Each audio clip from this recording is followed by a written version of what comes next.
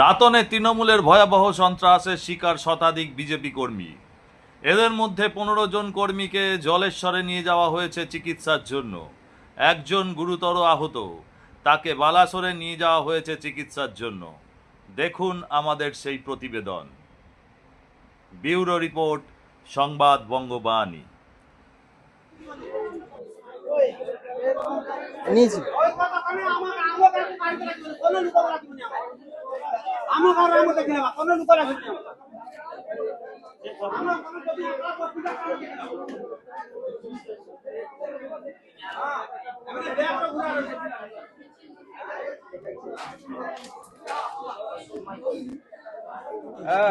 কি হয়েছিল দাদাজি, কি হয়েছিল?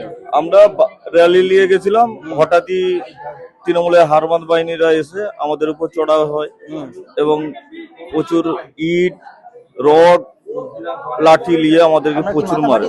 হ্যাঁ, আর কোথায় কোথায় মেরেছে? আর গোটা মেরেছে, গোটা। জামাইতে রক্ত লেগেছে তো? হ্যাঁ, গোটা মেরেছে। দেখি হাতটা দেখি। এগুলো এগুলো এগুলো সব মেরেছে? আরে গোটা শরীরে। শুধু কারা ছিল? তৃণমূল বাহিনী ছিল? তৃণমূলের হারমাদ বাহিনী। কোথায়, কোন জায়গায় হয়েছে এটা? হ্যাঁ, কোন জায়গায় হয়েছে এটা? কোন জায়গায়? আতলাতে। আতলা। কি হয়েছিল? আমরা বাইকে আসছিলাম, পিছনে প্রার্থী আগে যাচ্ছিল, আসার সঙ্গে সঙ্গে ওরা কয়েকজন মুসলিম ছেলে হাতে পতাকা নিয়ে জয় বাংলা বললো। আমরা কেউ কিছু বলিনি, আমরা চলে আসলাম। ওরা কি করলো, অতর্কিত ভাবে প্রথমে পিছনে হামলা করলো। পিছনে হ্যাঁ, এখানে মেরেছে, এখানে পিঠে। ওই অতর্কিত হামলার ফলে কি হলো, যারা পিছনে ছিল তারা ছুটে পালিয়ে যায় জ্ঞানকাপুরের দিকে। তখন ওরা আবার সামনে বাঁশগিরির দিকে অ্যাটাক করে, যারা মাঝখানে ছিল তাদেরকে প্রচুর মারে। আমাদের এখানে পাশের গ্রামে রেমুর একটা ছেলে, তাকে আমি যখন বাঁচাতে যাই তখন আমাকে মারে, আর আমার বাইকটা পুড়িয়ে দিয়েছে আগুন জ্বালিয়ে। আপনার বাইক পুড়িয়ে দিয়েছে? হ্যাঁ, আমার বাইক পুড়িয়ে দিয়েছে। কারা ছিল শনাক্ত করতে পেরেছেন কোনোভাবে? না, শনাক্তন করতে পারিনি, তখন নিজের জীবন বাঁচাবো না শনাক্তন করবো। টোটালটাই মহামেডাম লোক, আতলা বস্তির লোক। তারা কি তৃণমূলের সমর্থক ছিল? তারা টোটালটাই তৃণমূলের সমর্থক। ওরা হাতে টিএমসির পতাকা নিয়ে সামনে রাস্তার সামনে একদম মানে ঘিরে দিয়েছে। তো ঘিরে দেওয়ার পরে যখন আমরা আসছিলাম, আমাদের পিছনে পতাকাগুলো মাথা ছিল যে বল জয় জয় বাংলা বল, নয়তো এই কথা বলে সব পতাকা সব ছিঁড়ে ফেলে দিয়েছে। আপনাকে কি মেরেছে? মেরেছে, প্রচন্ড মেরেছে। এখানে মেরেছে, পা ভেঙে গেছে আপনার? এখানে মেরেছে, হাত ফাটিয়ে দিয়েছে সবগুলো। তৃণমূলের লোক? ওরা আগে থেকে প্ল্যানিং করা ছিল। কাদের লোক ছিল এগুলো? ওরা সব টিএমসির লোক ছিল, আগে থেকে প্ল্যানিং করা ছিল। সব সামনে মহিলাদেরকে সামনে রেখেছে যাতে ওনাদেরকে কিছু না বলা হয়। ঠিক আছে, ওরা জানে যে ভালো করে যে আমরা মহিলাদেরকে গায়ে হাত দেবো না, তার জন্য ইট, রড, বড় বড় লাঠি এগুলা নিয়ে সব বেরিয়ে সবগুলো। আপনাকেও মেরেছে? আমাদেরও মেরেছে। আমরা তাদের হাতে পায়ে ধরে নিয়েছি যে দাদা আমাকে ছেড়ে দিন। ওনারা আমাদেরকে কি করলো, ফার্স্ট বলো আসুন আপনাদেরকে আমরা বের করে দিব। আমরা অলরেডি ওদের ভরসা আমরা এগিয়ে যাই। ওখানে আমরা দেখি আমাদেরকে ঘিরে নিয়ে একবারে আমাদের উপর পুরো বাঁশ, লাঠি, ইট, গালে থাপ্পড়, চটচাপ্পড় লাগাতে শুরু করে। আপনার কোথায় মেরেছে? আর পিঠে খুব মেরেছে, খুব যন্ত্রণা করছে পিঠে, কানপাটায়ও মেরেছে খুব। মানে ওদের কাছে আমরা জোর অনুরোধ করছি, দেখুন রাজনীতিক দল যে যার প্রচার করতেই পারে, কোনো কথা কোনো শুনছে না, বলছে তোমরা জয় শ্রীরাম বলে যাবে কেন রাস্তা দিয়ে। এই আমাদেরকে ঘিরে, সেখানে প্রায় 50 জন ছিলাম। আমার সামনে একজনকে মারলে, আমার রাস্তার উপর পড়ে আছেন এখনো মনে হয়। এবার আমরা যা করে সেখানে পড়ে গিয়েও আমরা দৌড়ে পালিয়ে এসেছি, আমাদের জীবনটা বাঁচিয়ে নিই। কতজন ইনজিয়ার্ড হয়েছে? 300 জন। আপনারা বিজেপির কর্মী ছিলেন? হ্যাঁ স্যার। তৃণমূলের কর্মীরা মেরেছে? তৃণমূল কর্মী পতাকা হাতে নিয়ে বাঁশ সুটান আর ইট নিয়ে তারা সব রেডি ছিল, বাইরে থেকে লোক গুন্ডা বাহিনী এনে রেখেছিল, পরিকল্পনা ম্যাপে কাজ করেছে তৃণমূলের নেতৃত্বে পরিকল্পনা। কোনো নিহতর ঘটনা আছে এরকম? প্রচুর একজন অবস্থায় আছে, একজন নিহত অবস্থায় আছে, নিয়ে চালান করা হয়েছে। বাঁচবে কিনা এখনো খবর কিছু আছে। এই হসপিটাল থেকে ট্রান্সফার করে দিয়েছে? হ্যাঁ স্যার, জলেশ্বর ট্রান্সফার করে দিয়েছে। ট্রান্সফার বলতে এখন মনে হয় 8 জন মতন ট্রান্সফার করা হয়ে গেছে। 8 জন মানে অ্যাম্বুলেন্সে গেছে 50 জন, কানে অ্যাম্বুলেন্সে ইমার্জেন্সি 50 জন। তারপরে সিরিয়াস আছে, একবারে মরার অবস্থায় আছে একজন। কি ঘটেছিল দাদা আজকে? আমাদের রেডি চলছিল, দাদা প্ল্যান করে আছে বলে আমরা জানিনি। এটা করেছে খড়ি গ্রুপ, জারুল গ্রুপ, ইস্তেকার গ্রুপ, পুরা 3 জায়গা মিলিয়ে কাজ করেছে। আমরা যখন লেডি ঈদগাহ হেঁটে যাই, তারপরে আমাদেরকে প্রার্থীর উপরে সব ইট বিচ্ছে সব ছাটা হয়। আপনার কোথায় মেরেছে? আমাকে এখানে এজারুর হাত মেরেছে রোড দিয়ে, এখানে পিছনে। আচ্ছা, কাদের লোক ছিল তারা? টিএমসি দলে হরমত বাহিনী। আচ্ছা, এজারু হচ্ছে সবচেয়ে বড় হরমত বাহিনী, 2 নম্বর হচ্ছে খলিল, তিন নম্বর হচ্ছে ইস্তেখারের নেতৃত্ব সব কাজ হয়েছে।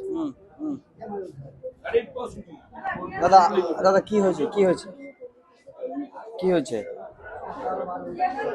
আগে অজিতদা ইয়েতে গেছিলাম র্যালিতে, আমাকে মারা হয়েছে ওই র্যালিতে। ওইখানে মানে কিছু জন আটকে ছিল মাঝখানে, তো আমরা ঘুরে যাই ওদেরকে মানে আনার জন্য। ওইখানে ঘোরার পথেই ওরা হামলা করেছে টিএমসি। আচ্ছা, আপনার কি মাথা ফাটিয়ে দিয়েছে? হ্যাঁ, মাথা ফাটিয়ে দিয়েছে। কতজন ছিল তারা, কতজন ছিল? তারা ছিল মিনিমাম 200 জন ছিল। কারা কারা তারা? তারা মানে মৌলবাদী, যারা টিএমসি সাপোর্টার, মানে মুসলিম কিছু মানে। আপনার কোথায় কোথায় লেগেছে? আমার মাথা ফেটেছে, তারপর পিঠেও লেগেছে হালকা, এই হাতটা এইখানে লেগেছে। আমার শুধু মাথা ফেটেছে। আচ্ছা, ঠিক কি আছে। আজকে আমার ভাগ্যবান। দাদা কি কি ঘটেছে আজকে, কি ঘটেছে? ঘটেছে মানে আমাদের পার্টির একটা মেগা র্যালি ছিল, তো ফোর্সটা আমাদের প্রথম দেখলাম আমাদের জাহালদা থেকে, যেটা আমরা তুর্কা পর্যন্ত ফোর্সটা ছিল, কিন্তু আমরা এখানে আইসিকে বা আমার লিস্ট জানানো পর্যন্ত যে এখানে আমাদের যে আতলা বস্তিটা, ওটা হচ্ছে অ্যাকচুয়ালি সেন্সিটিভ বস্তি। বিগত দিনে নির্বাচনে আমরা দেখেছি এখানে প্রতিবারে শাসক দল অ্যাটাক করে, তো জানা সত্ত্বেও সেখানে কোনো ফোর্স নেই। এখানে আমাদের প্রায় 50 জন মতো কর্মীকে এবং আরো কেউ মানে অত্যাচার করেছে, 100-র উপরে বললে আমি ছিলাম, আমার উপরে অ্যাটাক হয়েছে। আচ্ছা, এবারে আমরা যখন ফোর্স গেল, আমাদের একজন কর্মীকে নিয়ে ওরা নৃশংসভাবে মারধর করে। মারধর করার পরে আমরা যখন বেরিয়ে আসি, আমাদের যে সমস্ত মানে কার্যকর্তা যাদের গাড়ি ছিল, ওদের গাড়ি আগুন জ্বালাচ্ছে, কারো গাড়ি ভেঙে ভাঙচুর করে উড়িয়ে দিচ্ছে। মানে ওরা প্রতিটা জায়গায় ব্লকেজ করে আমাদের মানে আমাদের যে র্যালি বলুন বা আমাদের কর্মীদের মারার জন্য প্রস্তুত ছিল। কারা ছিল শনাক্ত করতে পেরেছেন? শাসক দল, শাসক দল। শাসক দলের হারমাত বলে চলে যে কি ঘটেছিল প্রচারের এরকম এরকম হামলা কি ঘটেছিল? আমাদের র্যালি এসেছিল, র্যালি আসার সময়, বস্তির মধ্যে দিয়ে আসার সময় ওদের একজন আমাদের বাইক থেকে পতাকা খুলে নেয়, দিয়ে বলে এখানে কেন আপনারা এই জয় শ্রীরাম বলছেন। তারপর আমরা দাঁড়িয়ে যাই, ওরা পিছন থেকে হামলা করতে থাকে। তখন আমরা ভয়ে দাঁড়িয়ে যাই, আমাদের টিমকে যারা এগিয়ে গেছিল তারা পিছন থেকে আসতে পড়ে, আমরা আবার ওদের বাড়ির দিকে একটু এগোতে থাকি। তখন ওরা অতর্কিত হামলা করে বাঁশ, লাঠি, ঢিল, তারপর পরে তরোয়াল নিয়ে বেরিয়ে আসে। আপনার কোথায় লেগেছে? আমার এখানে পুরো ফুলে গেছে। কারা করেছে এরকম? হ্যাঁ, কারা করেছে এরকম? ওখানটায় জেনকাপুর যে অতলা বস্তি আছে, ওই বস্তির লোকগুলো। কারা তারা, কাদের লোক? তারা টিএমসি না জানি না, কিন্তু বস্তির লোক। আমাদের দুর্ভাগ্য শিয়ালসাই ওখানে কোনো পুলিশ প্রোটেকশন নেই, এবং আমি সঙ্গে সঙ্গে বড়বাবুকে কল করেছি, কিন্তু কোনো পুলিশ প্রোটেকশন পাইনি। এবং পুলিশ যখন আসে তখন পুলিশকেও মারতে থাকে, তখন কিন্তু ফোর্স নামায়নি। ঠিক আছে, কি ঘটেছিল আজকে? আজকে আমাদের একটা বাইক মেগা র্যালি ছিল, লাস্ট আমাদের প্রচার এটা ছিল, যেহেতু আমাদের 5টার সময় বন্ধ ছিল, বন্ধ হয়ে যাবে। তো আমাদের র্যালিটা স্টার্ট করেছি আমরা হরিপুর থেকে, জাহালদা হয়ে ভেতর দিয়ে আতলা ভেতর দিয়ে এসেছি।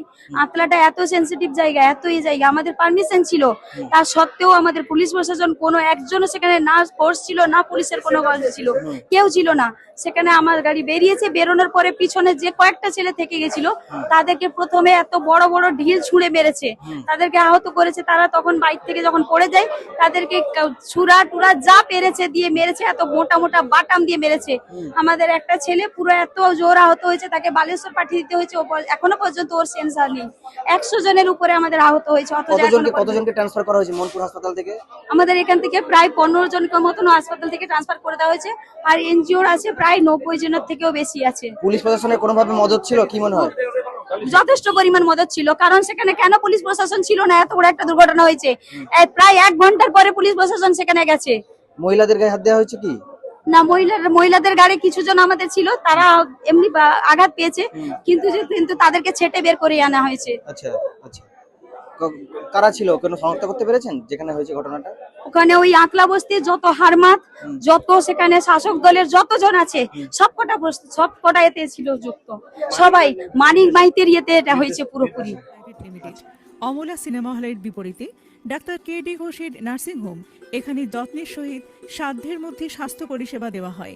এখানকার অত্যাধুনিক ফেসিলিটিগুলির মধ্যে হল ICCU, AC sharing cabin, AC cabin, NICU, maternity, pediatric, ventilator facility, modular OT, orthopedic surgery, any type of surgery, obstetrics and gynecology, 24 hours ambulance facility, general medicine, pathology, physiotherapy, PFT, ECG, EEG, Holter monitoring, এছাড়াও থাকছে daily OPD service, 24 hours emergency service. আমাদের ঠিকানা Barasat road, নোনা Chandanpukur, Barrackpore, Amala cinema হলের বিপরীতে, কলকাতা 122। যোগাযোগ 03325920006।